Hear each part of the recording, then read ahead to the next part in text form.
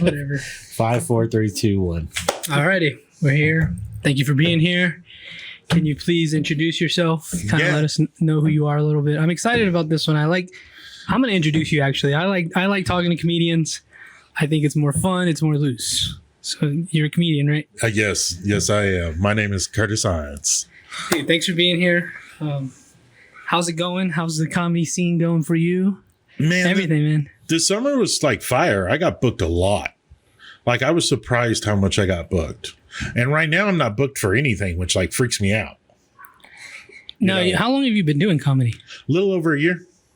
So in these early stages, you got to do all for yourself, right? You're doing the booking and everything. Yes, but I got real lucky.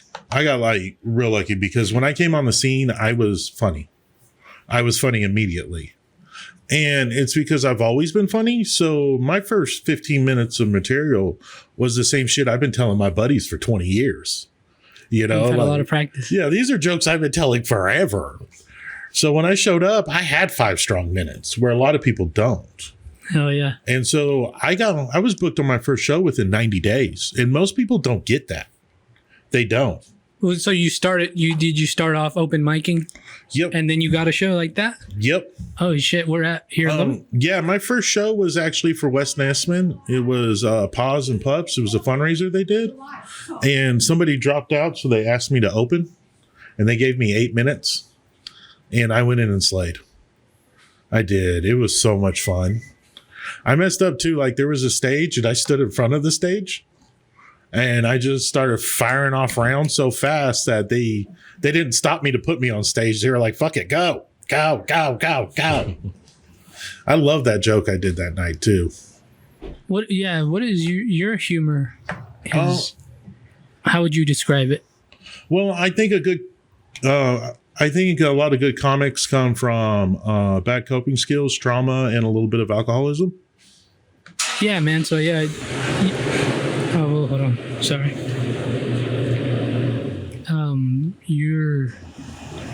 Your background a little bit. Let's go there. What was your life like? Well, my mom is real prim and proper, and my dad was an outlaw. How he knocked my mom up, I have no fucking clue. Sometimes women like that shit. Huh? For real, right? They're wooed by it or whatever. Yeah, my dad stopped selling drugs for like 5 years while they were married. So he was a real outlaw. Yeah. Oh, okay. Yeah. My dad sold methamphetamines and methamphetamine accessories for 20 years of my life. Oh my God. Yeah. And me being the youngest boy, I grew up in the mix. I mean, me being the oldest boy, I grew up in the mix. While my brothers were in school and shit, I was out here running. You know, I picked up my first felony when I was 12. Oh shit! Yeah, like I was on felony in probation in 2 states by the time I was 15. Where were you doing it? Where were you born? I grew up in Modesto, California. Oh yeah, Central Valley, from North Cal. Oh shit! Yeah, and my mom banged this Texas dude when I was like 12, and then moved to San Angelo my freshman year of high school. And man, dude, that was some culture shock. It was way different. Yeah, because I come from the country in Cali, right? But when I come to Texas, I'm not fucking country at all. That's real country. Huh? Yeah, I'm like, I went from especially the further down you go. Yeah, I woke up in Mayberry one day. Like I didn't fit in any shape or form. Yeah. I showed up in a pair of fucking cut off Dickies and some Cortezes, like to a bunch of redneck dudes that did not like my fucking accent. Damn, that's crazy. Yeah, back home in Cali, like everybody's repping their neighborhood and proud of this. I show up in Texas and they're just smoking weed and drinking beer. That's fucking it. Yeah, that's pretty much it, huh? Yeah. I didn't even think about that. Now, when you were in Cali, were you around black people, Mexicans, all of that? I lived in a barrio for a good chunk of my life in the Suteño neighborhood. We had a little tweaker trailer park in the middle of it. What was that like? The Tweaker Trailer Park? Yeah. Oh, dude, it was, so my uncle was the manager. My other uncle was the maintenance man. My dad had a trailer there. My grandma had a trailer there. And I had 5 or 6 random cousins living about the park at any given time. Please tell me you've seen Trailer Park Boys. Yeah. Oh, yeah. Oh, yeah. Thank you. You know Randy's coming a little bit? Really? Thinking can you look that up? Randy's picnic tour. He's going to be at Jake's in October. $25. That's not bad. I'll Not go. bad at all. I'm going to, man. I'm taking my lady. Let's go. That one dude that's going to be here pretty soon too. I submitted a 5-minute clip to open for him. Tomorrow, Bert? No, not Bird. The guy that's going to be at Jake's, the other guy. I didn't know that. I didn't. There's a show at Jake's here in like 2 weeks, another comedy show, which is awesome. Jake's is doing comedy now. That's pretty cool, actually. Yes, because it's a great venue. It could be a great Perfect. venue. If you ask me. And I hosted a show there about 6 months ago where I do 5-6 minute sets in between bands. And it was a lot of fun. Apparently they used to back in the day. Like I heard Andrew Dice Clay did a show there once, way back when. No. Damn. Yeah. Yeah, you were saying, too, that there used to be a comedy club here. Yeah, the Freaky Tiki. That was a long time ago. I wonder what Oh happened. yeah, the one on the Depot District. Yeah. Yeah, I used to go a few shows there. Oh, is that recent? Probably like I think the last time I went was like 2015, 14. It's been a good while. Yeah, it's been a minute. Yeah. Damn. It's been I a forgot minute. about that place too. But so you grew up in that sort of lifestyle. Oh yeah. And then when I moved to Texas, my mom's not like that, you know, but I was already so far gone that You were in the drugs. yeah, I was drinking and smoking weed every day when I was 15. You Yeah. know, and peddling coke in high school, you know. Buy an 8-ball, sell 20s. Like to other high school kids on the weekends. We got young kids listening. Don't give them the formula, man. Yeah, like What San Angelo High School did you go to? Lakeview. Lakeview. Okay, they used to be in our district. I went to Lakeview too the year after it burned down. Really? So it was a whole just bunch of portable trailers. Mm-hmm. So like there was no accountability for shit. Like I would show up towards my second class and maybe go to it because I liked it. Mm-hmm. Then I'd go to lunch. Then I would just ditch the rest of the day. Hell, Lakeview had a scare the other day. Some kid posted on his story a bunch of bullets in his hand and said, "I got something for y'all." That was And over there? Yeah, it didn't know that it was San over Angelo Lakeview. That's a trip. That is. That I can imagine Lakeview getting shot up. I couldn't. I never liked going to San Angelo. I lived there for a minute. Yeah. I did. It's when I was 18, I got off felony probation. Mm-hmm. And 90 days later, I got my mom's house raided. Oh man. And I was now I was an adult felon. Yeah, when I was 20 years old, I went to prison.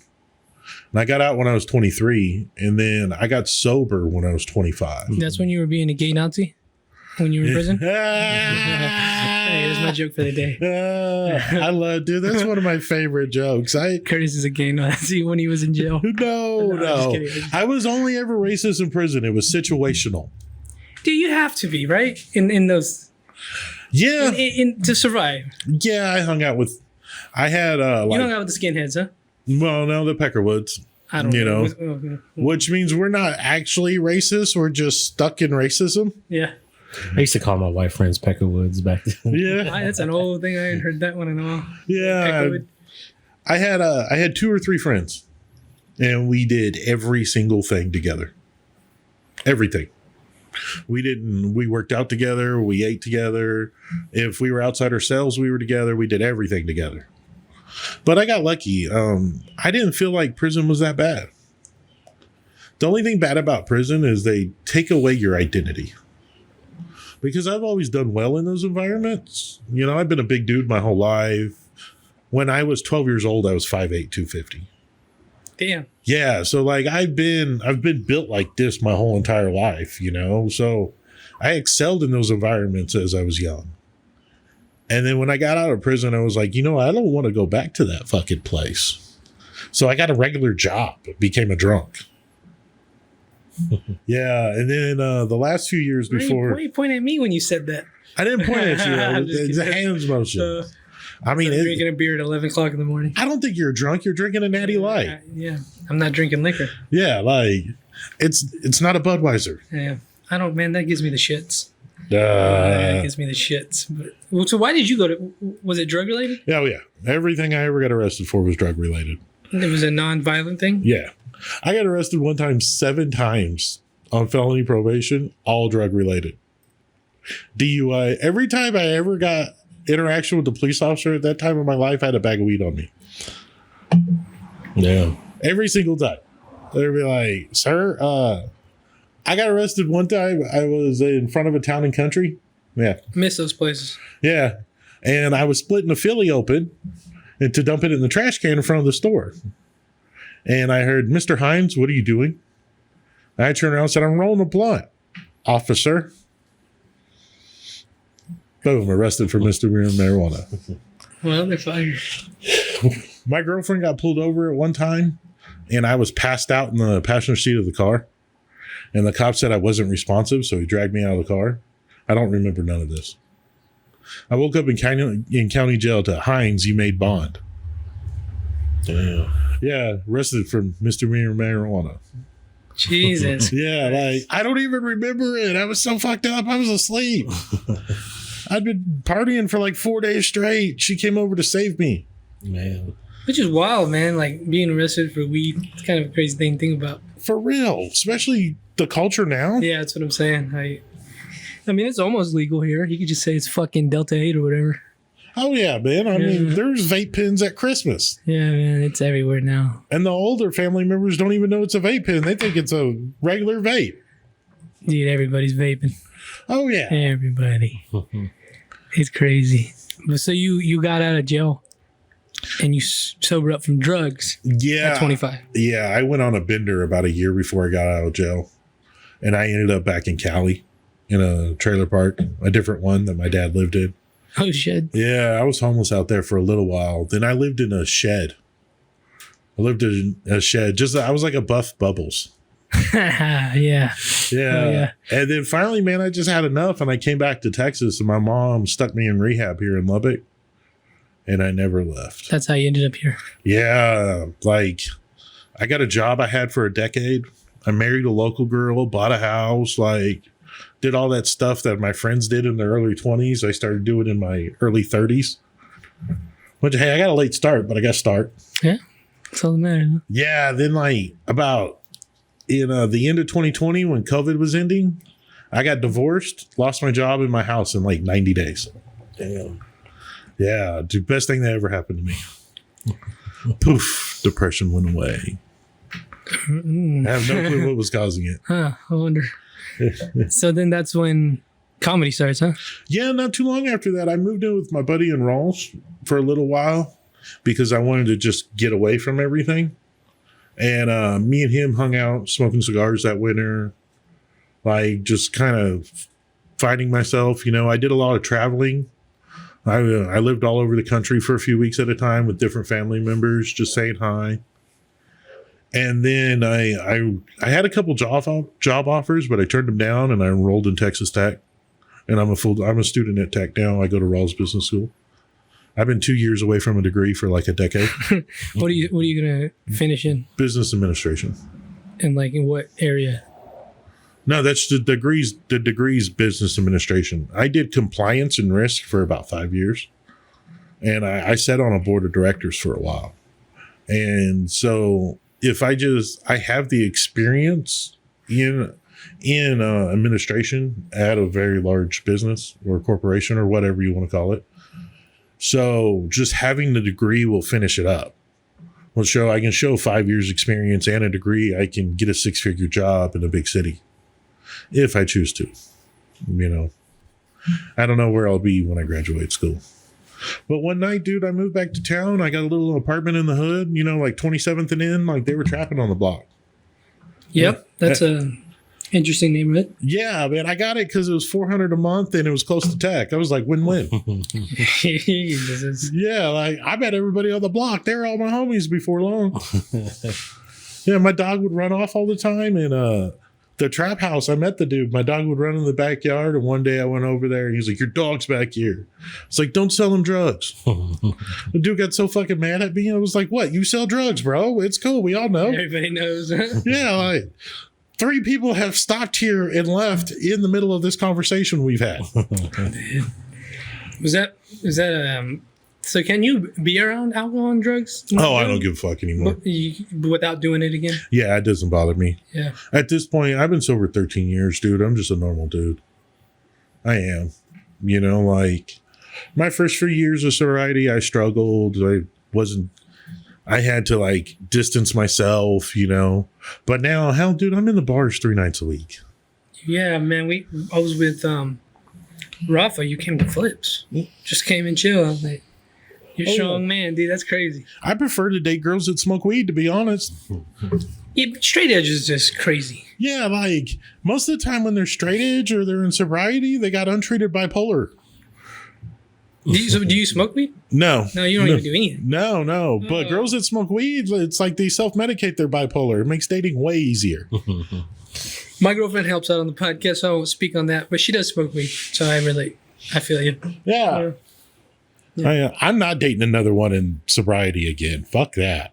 No. No, my ex-wife, my last gaslighter, like, I'm good. Oh, man. I'm good. Dude, I dated this one girl. She gaslighted me 3 weeks in. Well, I figured out she was gaslighting me 3 weeks in. I was like, you know what? I want to try this out. Never been gaslighted before. So I stayed another like 6 weeks. And I was like, you know what? This is not fun. I think I'm going to move on. Yeah. And I broke up with her, and I was the one that was fucked up. Like, I was the emotional wreck. She just started banging a homie immediately. Jesus.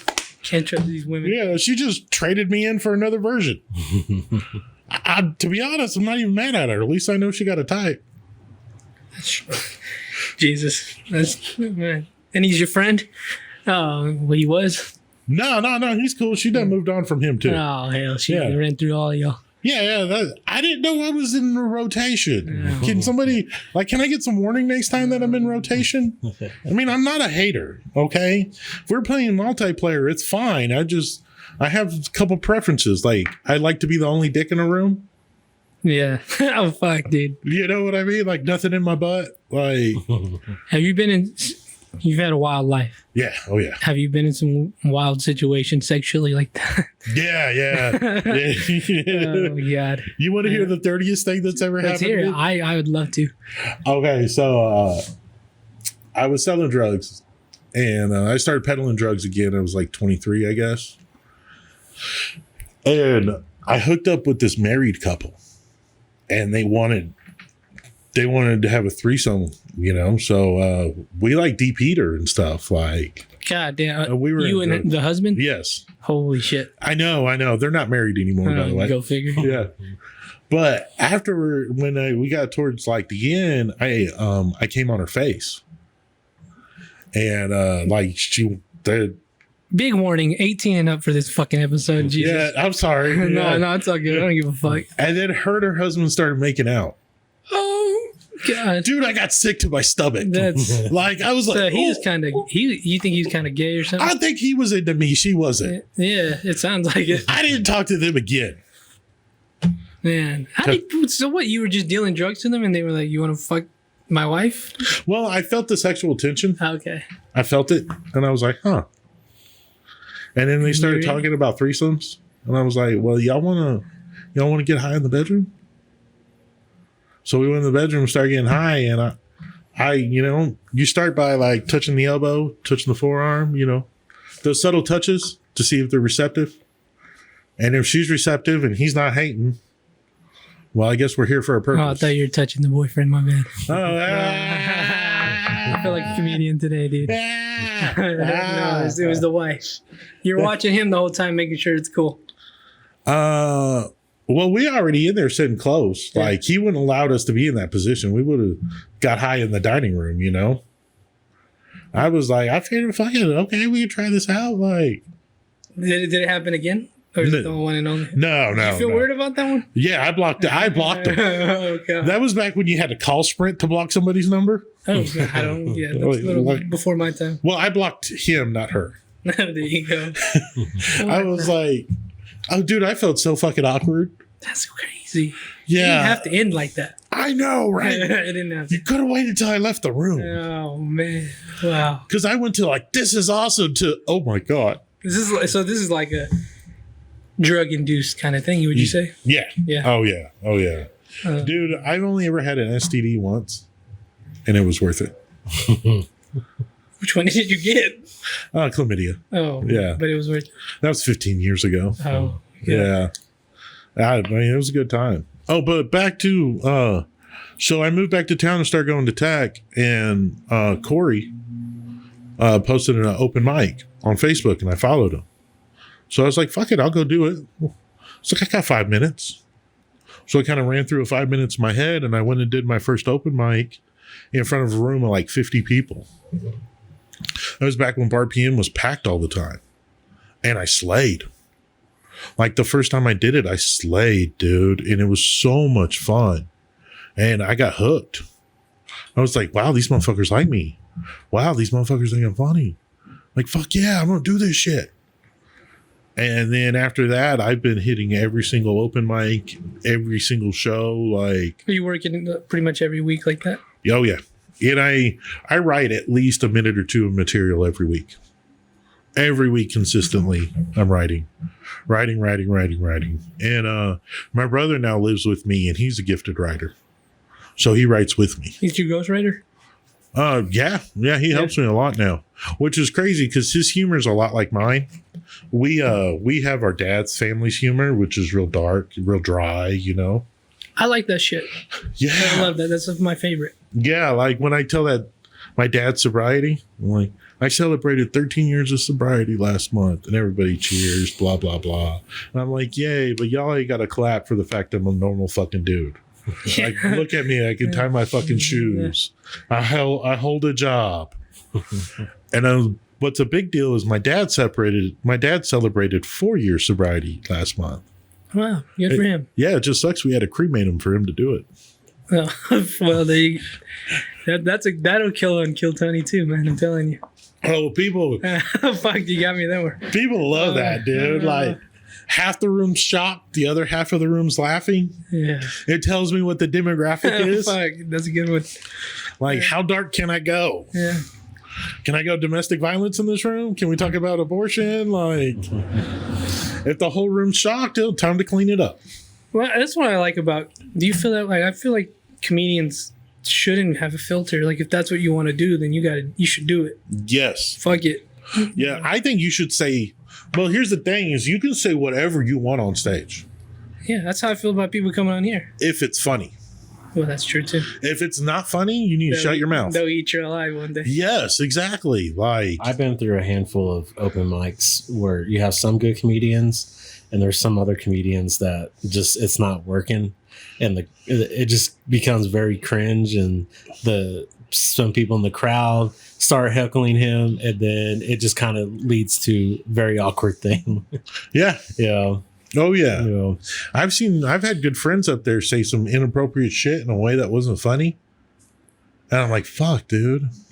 Yeah, man. Yeah, there was one I went to where this guy was like, man, fuck women. That was his punchline. It was just like, man, women suck.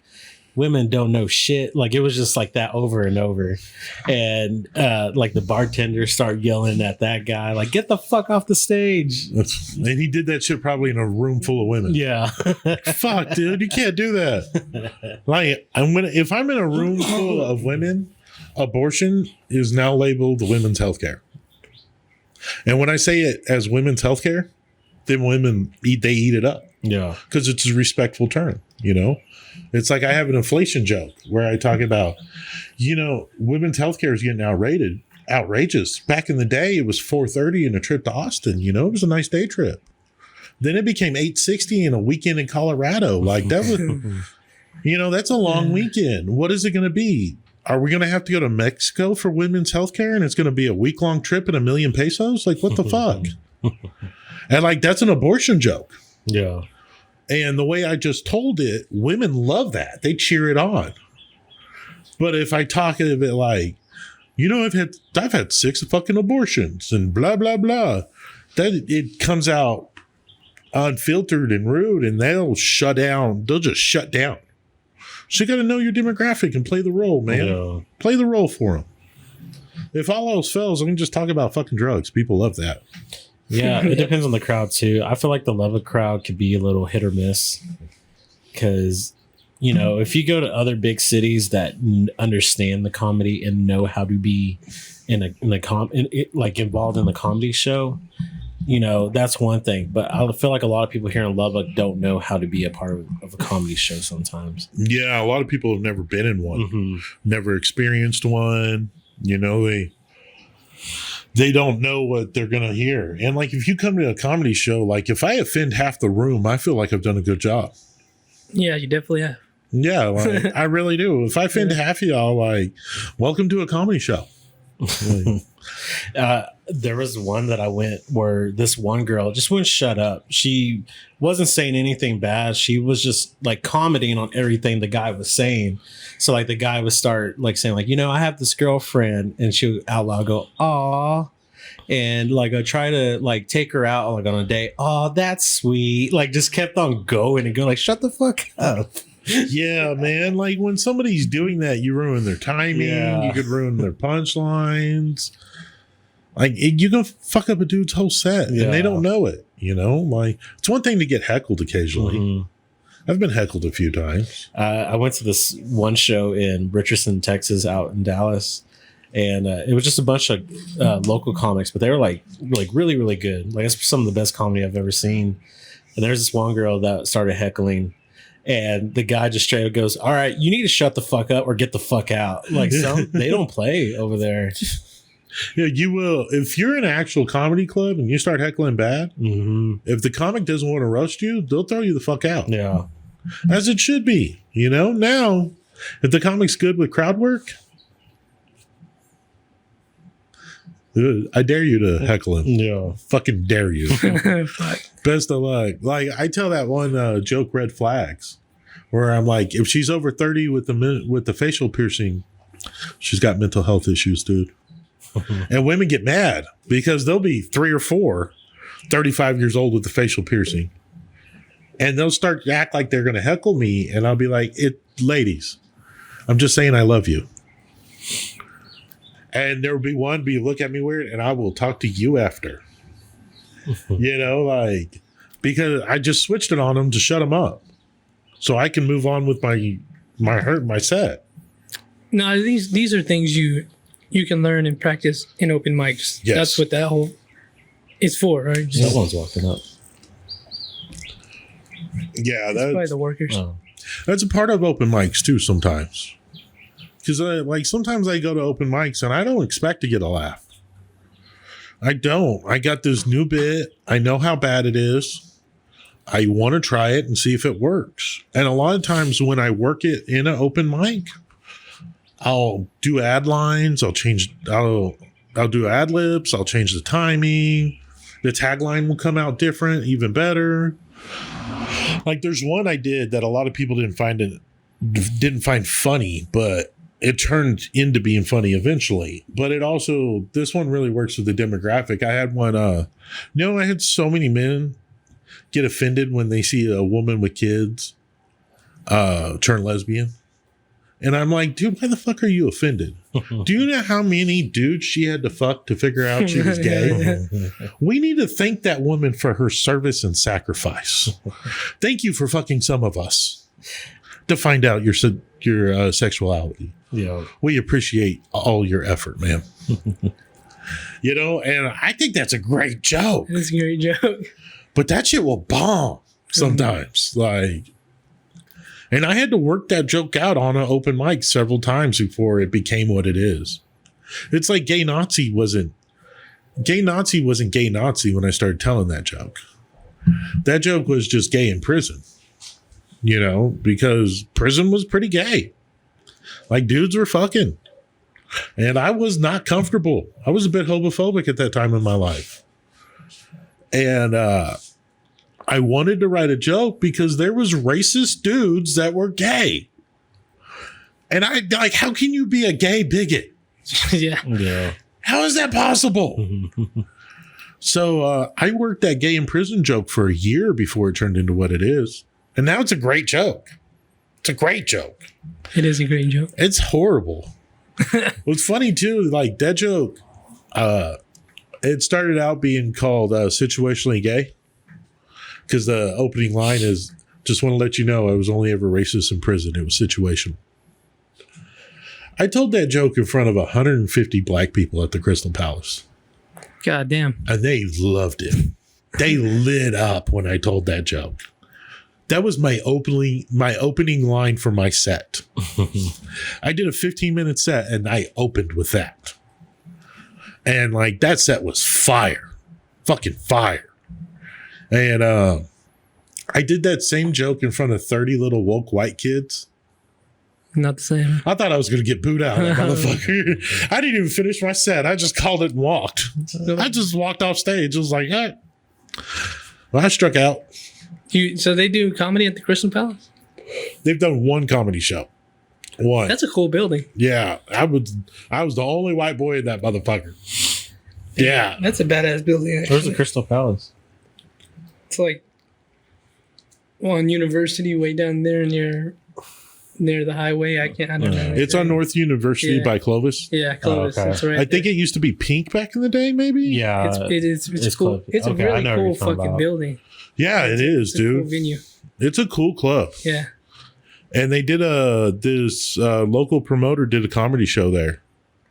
And she actually flew one comic out from Chicago. And that comic was really good. I could tell she was professional, you know. Like her set seemed to be like she was up there freestyling. But nah, man, that was her She had her formula pretty much. yeah, oh yeah. Like her rhythm, her cadence, like her pauses. Like that was professionalism. Who's some comedians you look up to? Rafi May's my favorite. He's great. That is my favorite comedian of all time. I don't think he's the best one, but he's my favorite. He's really good. Yeah. Sad what happened, but Yeah, it is, you know. But I grew up, when I was 12 years old, I walked in on my uncle watching a Richard Pryor tape. And my Uncle Randy, who was like my grandfather, you know, he was way older than my dad. And he's like, you need to watch this. And he set me down to watch Richard Pryor when I was 12 years old. And I loved it. So my uncle took a notice to that. And a week later, we were watching Eddie Murphy, you know, in that red suit. Delirious. Yes. Like I was 12 years old watching Delirious. Richard Pryor live in concert. That's a great special that he did. And then Delirious is another one. Raw is a good one. My favorite comedian of all time is Mitch Hedberg. Yes. Yeah. I can understand that. Mm-hmm. Yeah. It's a shame that he's gone because I've always said that if Mitch Hedberg was alive today, he'll be the best Twitter comic if he had that around. Oh, probably. Yeah, I could see that. Mm-hmm. I like Sam Kinison a lot too. I think Robin Williams was the best comedian of all time. I really do. I've heard some people say that.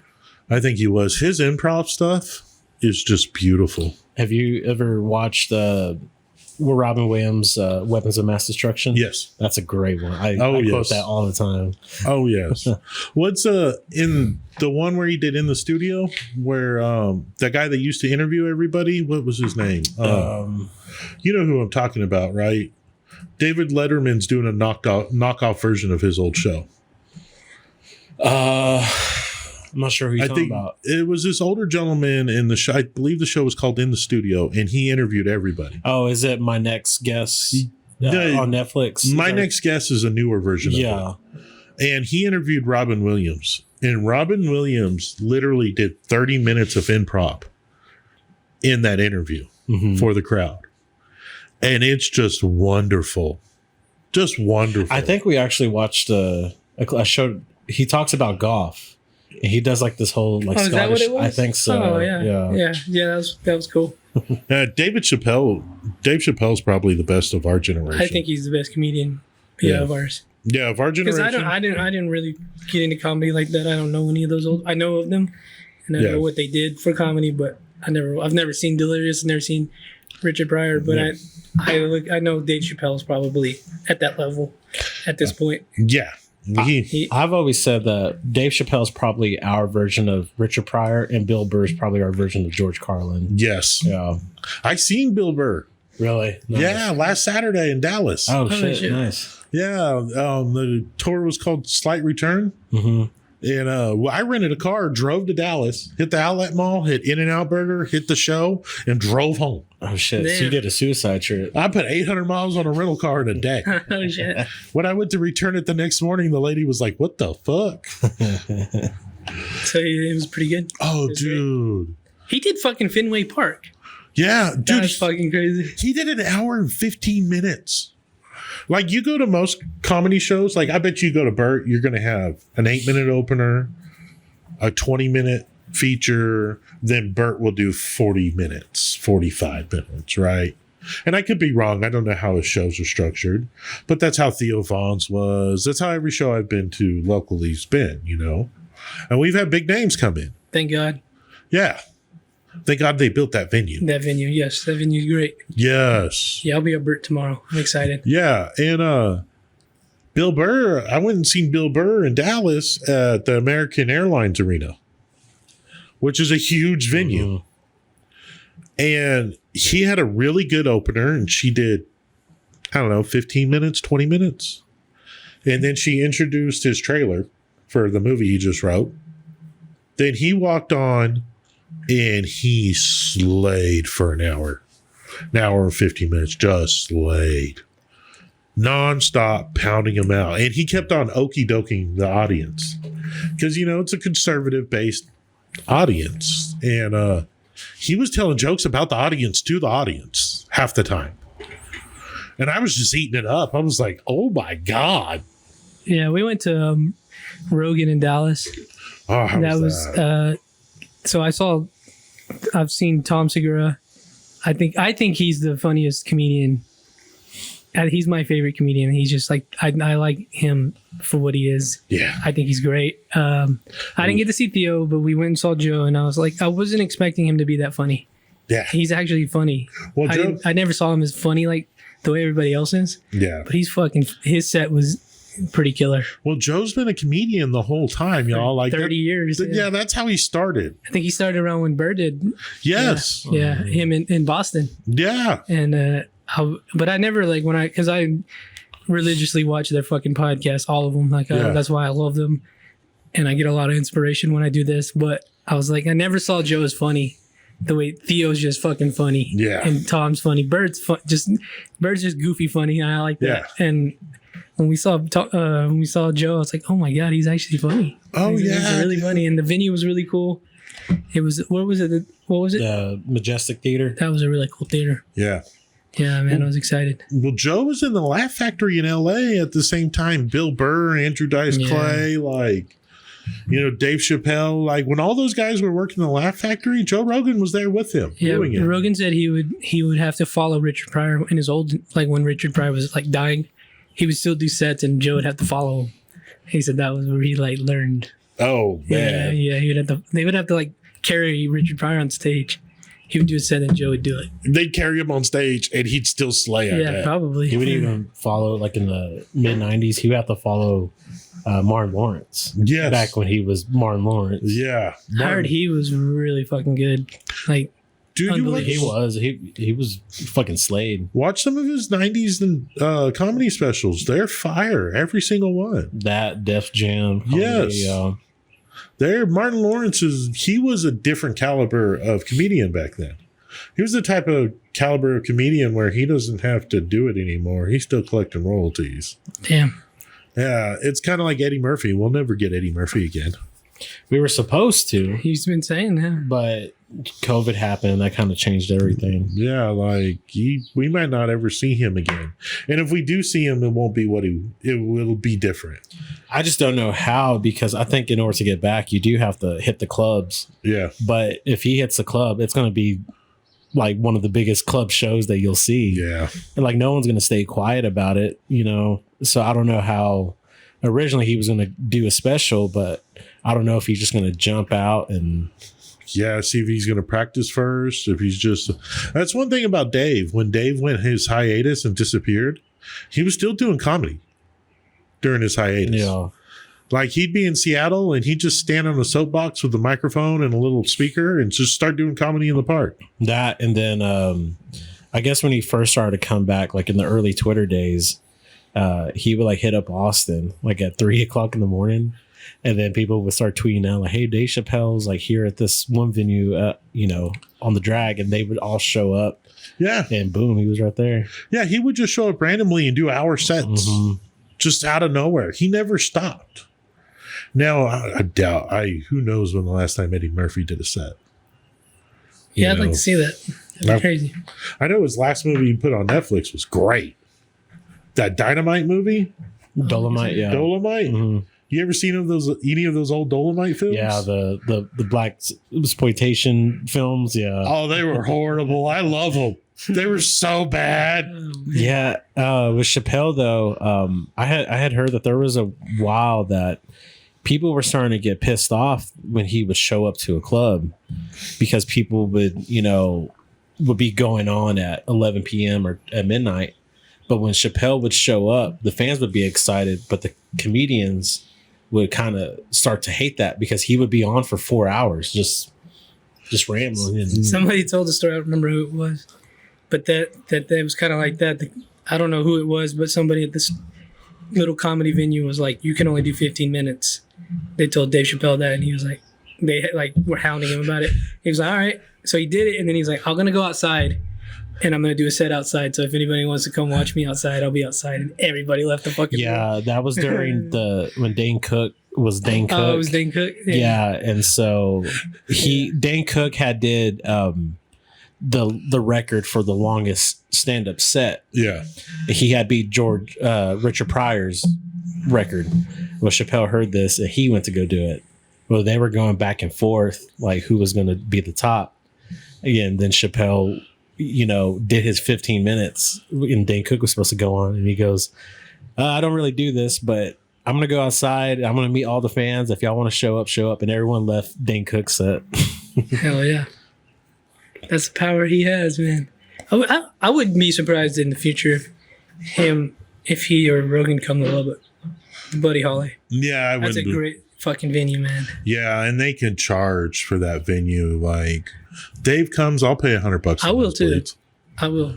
Yeah, I'll pay anything to go see him or Rogan here. Yeah, like I'll pay $100 for nosebleeds. I don't think we'll see Rogan here because I think Rogan, between the podcast and his comedy clubs and him UFC, like he doesn't do a lot of tour dates. He still tours, but he's not doing more than 20 shows a year.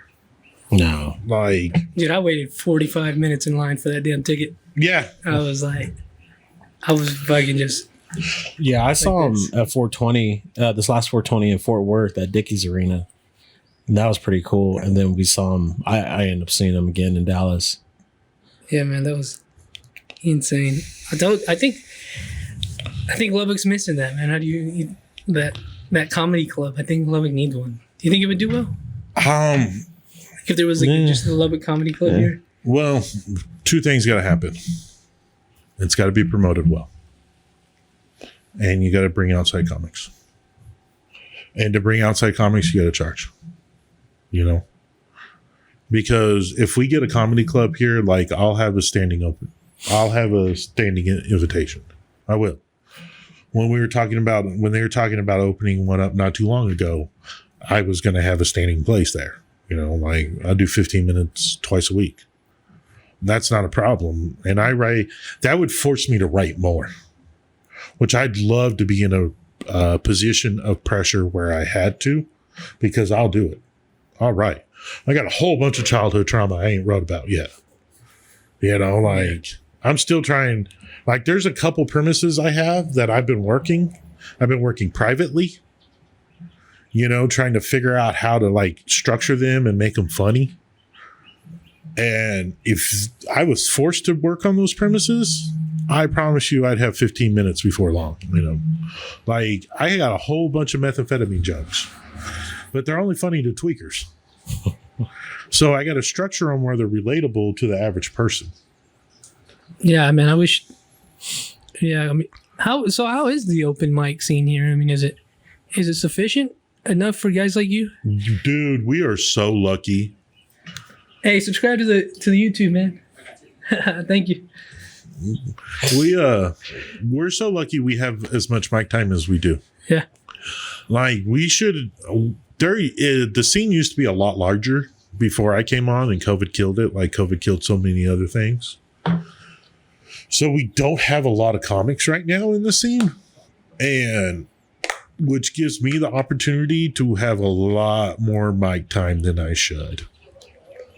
Like, I get more mic time in Lubbock, Texas than I would get anywhere else in the country. Do you think a limited amount of mic time would actually benefit you? Not right now. Not right now. Not right now. Because you're in those early stages, you need it, the reps. Yes.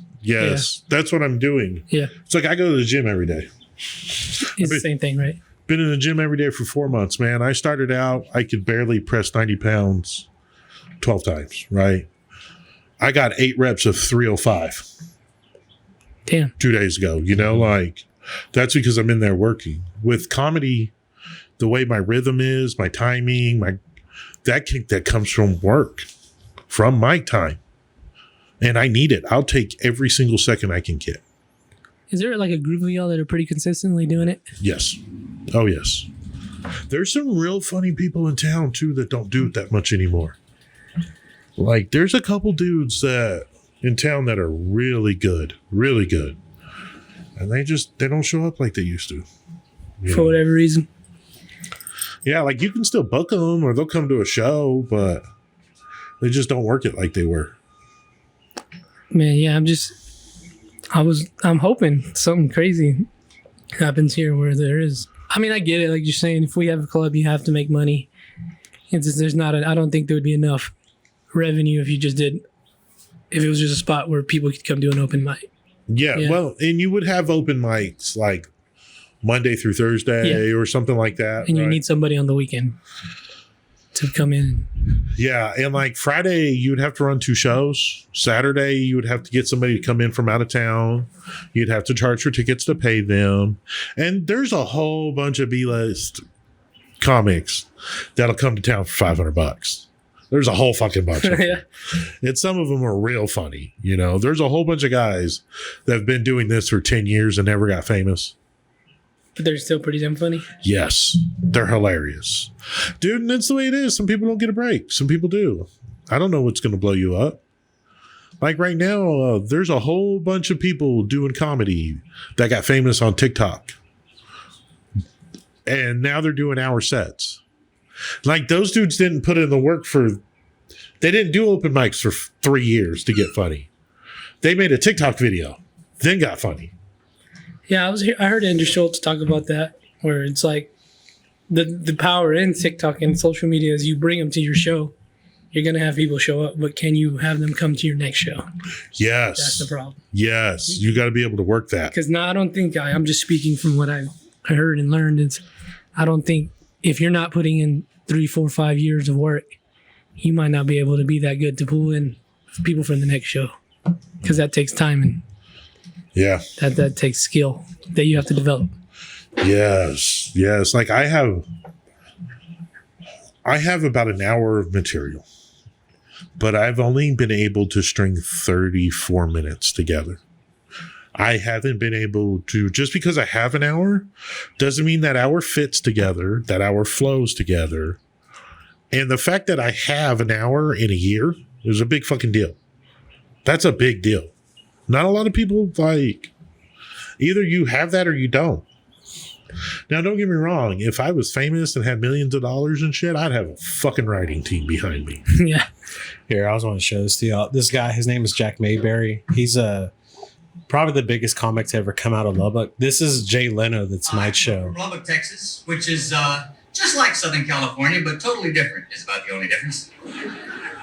Lubbock is a very flat and treeless plain. On a clear day in Lubbock, Texas, you can look out across those plains and you can see the back of your head. It is about that flat where I come from.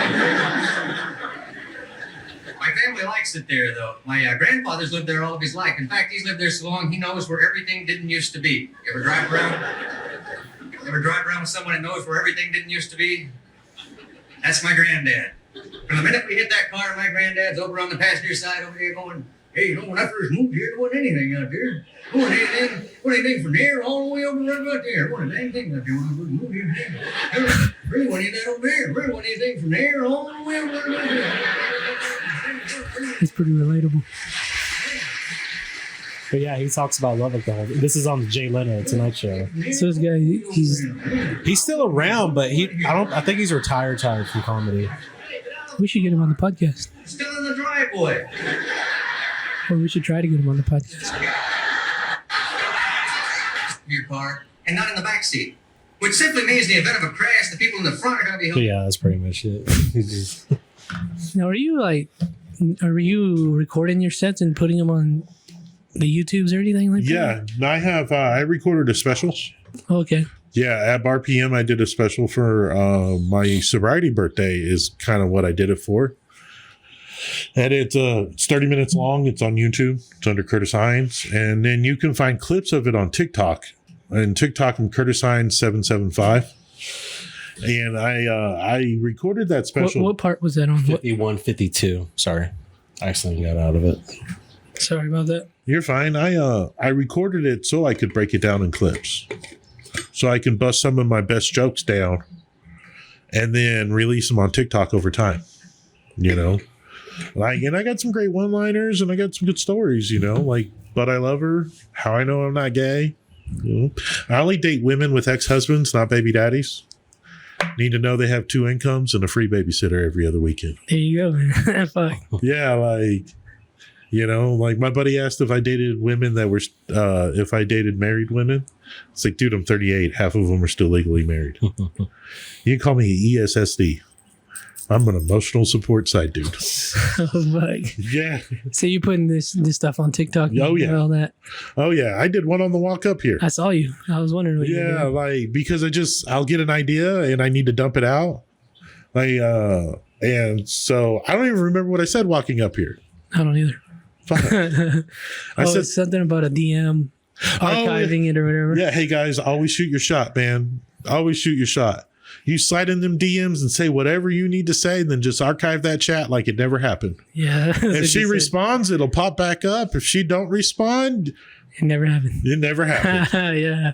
Yeah. You put that one on there. And then if you go to DM her again in 6 months, you can see if she left you on red or not. Oh, shit.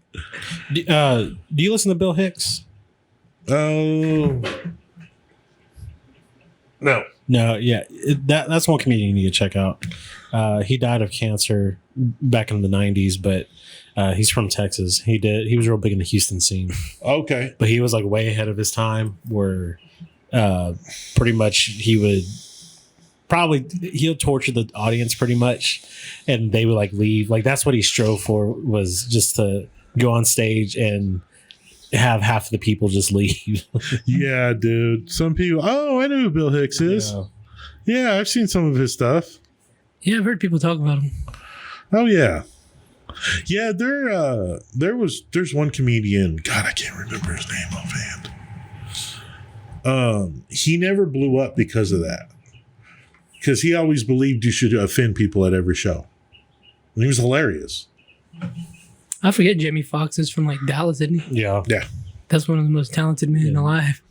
dude. That guy. Steve Martin's probably the biggest stand-up to like come through Texas. Yeah, Yeah. He's from here too. I didn't even know Eliza is from Texas.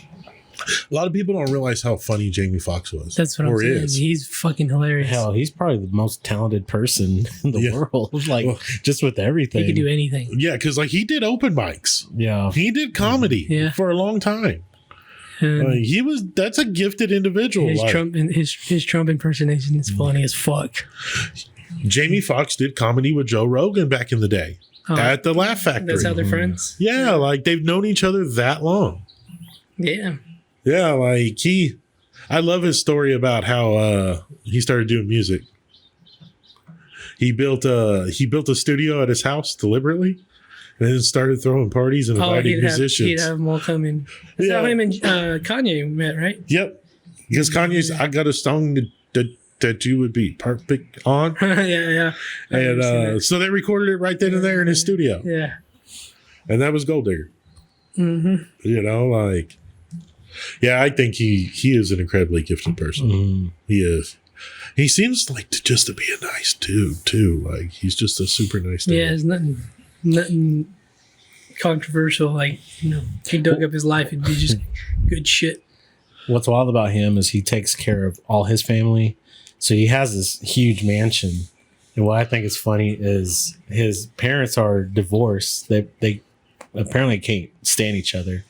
But the dad lives on one side of the house and the mom lives on the other side of the house. Jesus. Oh, That's fun. I couldn't imagine living with my ex-wife. Oh my God. We can barely hold a conversation. Yeah. You guys got kids? No, No kids. I have no kids, dude. Dang. I have no clue how that happened. I don't. Not that you know of. Yeah, not that I know of. Like, I mean, if one or two popped up, I wouldn't be surprised. But I'm not aware of any. What if some weird thing happened with the three-way? Man, She had your kid. whatever. None of the dude's raising it. Like, Oh man. be a little redhead. Oh my gosh. It wouldn't be a hating. Like, thank you for raising my child, motherfucker. Fuck. Oh, man. Well, when I married my ex-wife, I thought we were going to have kids. And then she changed her mind. And, it's what it is. And now I'm 38. 38 without children. Like, so right now I'm like up in the air about it. Like, if I have a kid, I have a kid. If I don't have kids, I don't have kids, Like, when you're dating a woman in her late 30s, she don't want to have fucking kids. Hell no. And like, I don't want to date one that got 5 kids. Also a hell no. Yeah, exactly. Like, I mean, I'll date them if they don't have custody. Oh my God. Yeah, that's a bad joke. I know. Yeah. I tell that joke because I dated 2 that didn't have custody. Oh, gee, I don't even. I was going to say, when a woman doesn't have custody of her child, it's a little wild. Yeah, that's an issue. That's an issue. There you go. It is an issue. Yeah, that's an issue. I don't want to be disrespectful, but that's true. That's a red flag. Yeah. Yeah. Oh. And I like to turn red flags pink. Oh my God. If you only got 3 red flags or less, you're not toxic. If you have 12 red flags, we can paint a room. Oh my God. Jesus. That's the rule. Yeah, Fuck. that's so messed up. It is. I mean, ladies, I'm telling y'all, you can have all the red flags in the world. Most of us men are just a blowjob and some affection away from justifying your behavior. Ain't that the truth? It really is, dude. Like, we're not complicated. Or simple. Yeah. Kiss the tip and make me a sandwich, and I will give you my paycheck. I don't know about that one. Yeah. Just make sure I have a cool car and a big TV. That's all I really need. Hell yeah. So what are you doing besides comedy and just to like, because, well, obviously all, like you're saying, your jokes kind of come from your childhood, right? Yeah. And now you live a tame life. Man. Or are you still kind of, what do you like, how are you pulling, like, how are you getting material now? Or is it just from, is it from the women? Well, my divorce, Yeah. being in the bars, my friends, dating, like all that stuff adds up, like I have a group of friends that's in sobriety, but they all live lives like me. And when we get together, we talk and we do dumb shit and we have fun. And then I've been dating pretty heavily the past year, and it's an interesting world. A lot of things have changed, like everybody's a lot freer than they used to be. And I've dated some pretty toxic ones. And I'm good for 4 to 8 weeks. Yeah, that's how long it lasts. Yeah, mostly. Yeah, 4 to 8 weeks. And then I break my own heart. Come to find out I'm an emotional person. And then you got good comedy out of it. Yeah. And then I'm in the bars like a lot, working shows, working things, talking to friends. I live my life like a 25-year-old. I do. I live my life like a 25-year-old college student. It's just the lifestyle I'm living currently, and I like it. I don't want to change it. I'm worried somebody's going to snatch me up and try to make me a husband again. It fucking scares me. It's going to come out of nowhere. Yeah, I know, dude. It's like a fear. Shit. Because, I'm a college student. Yeah. And then I work for myself. I manage properties. I do some general contracting stuff. And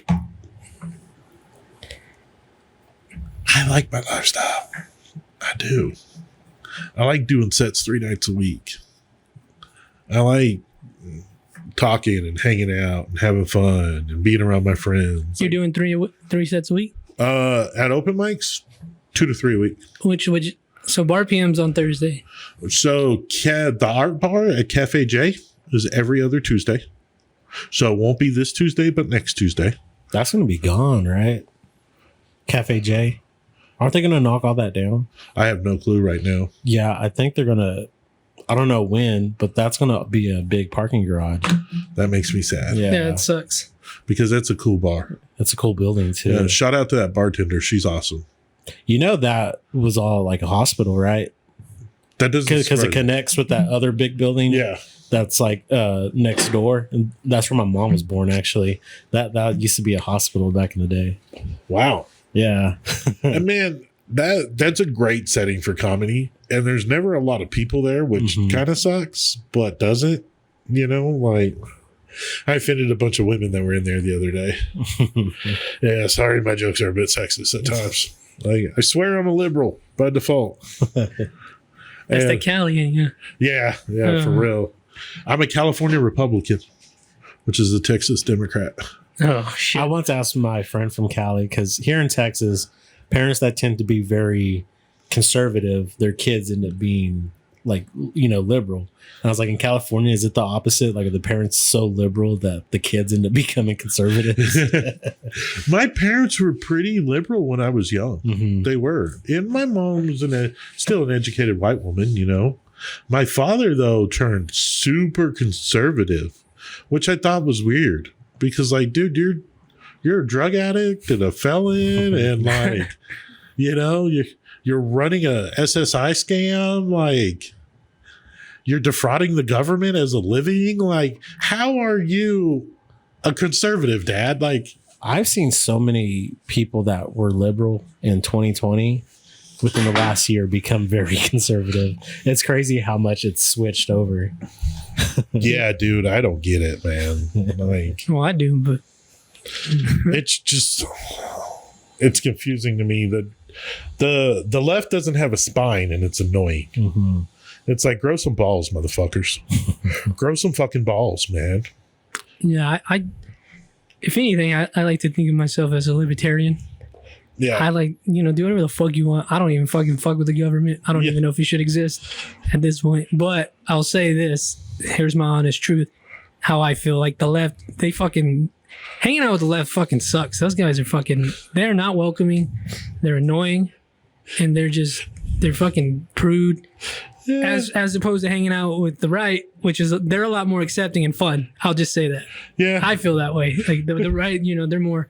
Yeah. Do what you want. We don't give a fuck. No, not really. We're not going to tell you how to live. And let's just get drunk. And if you want to smoke some weed, you know. Which is funny because their political parties at the government level are the opposite. It is the opposite. It's weird. But the people themselves, you know, they don't give a fuck. They don't. Now, if she's a 23-year-old woke white woman with short hair that's colored, avoid her like the plague. That's what I'm saying, man. You know, like, it makes no sense. It's gotten that way, and it sucks. It's the other thing though is like I don't need to understand your pronouns to not be an asshole. I've never run into that issue, luckily. So but it's what I mean. Like, I don't need to understand what you want to be or what you need to be called or how you identify or who you are as a person. I don't need to understand it to not treat you like shit. Yeah. You know, and that it takes no effort to be respectful. Now, don't get me wrong. Like, I can be an asshole. I love being an asshole at times. It's fun, huh? Yeah, I can be. You know, but I'm not here to judge or change or like. I was a drug addict. Yeah, that's what people are like. Yeah, that's how I feel. I mean, just whatever. Live your life. I don't give a fuck. Yeah, a lot of people like. You look at me now. I look like your average middle-aged white dude. I do. I know it. You know, people don't look at me and see my past. And I play that card. I play that fucking card. Especially when I get pulled over. Thank you for the warning, officer. I got pulled over the other night, man. My tag's out. Wasn't wearing a seatbelt. I was speeding. I didn't give a fuck. I've never got a goddamn warning, by the way. Never. Never have I. I have. Fuck no, man. Dude, I got 5 warnings one time. My ex-wife worked at Love's, right? Love's truck stop. And there was a state trooper that used to go in there and hit on her.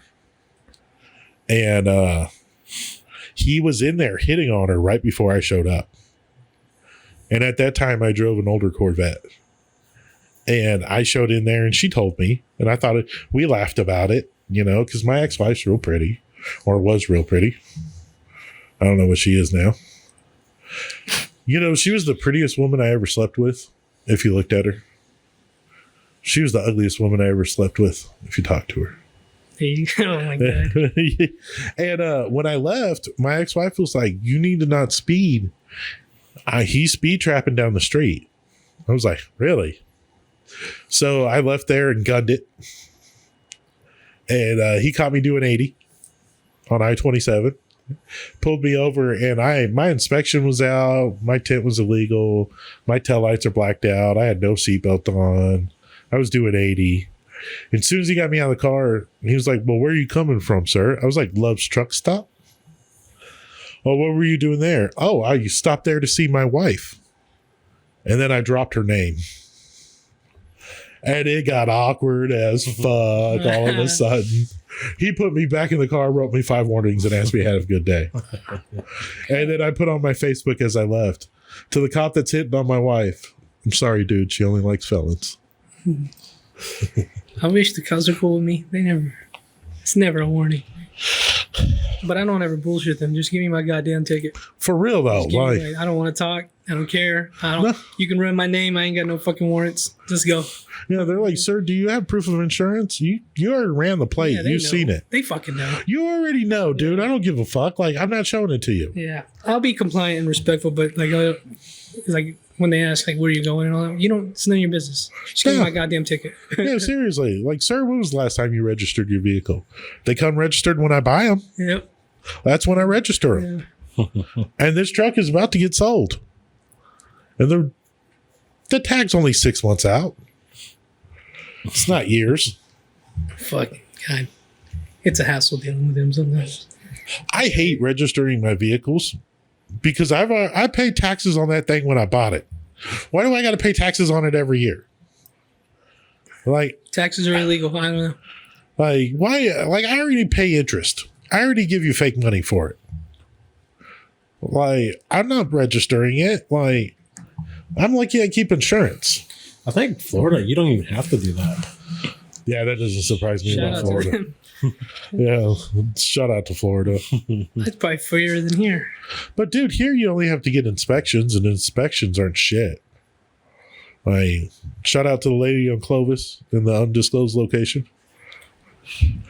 Shout out to her. Yeah. I don't think I've had a vehicle that could pass inspection in 10 years. And most of them were brand new. Jesus. Yeah. Oh, well, I don't care. It is what it is. Hell yeah. Well, man, this sun's blinding me, so I think I'm going to have to end this one here soon. I do appreciate you coming and doing this. Yeah, thanks for following me, guys. Yeah. Hey, follow me on Facebook, Curtis Hinds. There's only 2 white dudes, me and my dad. Follow me on TikTok, Curtis Hinds 775.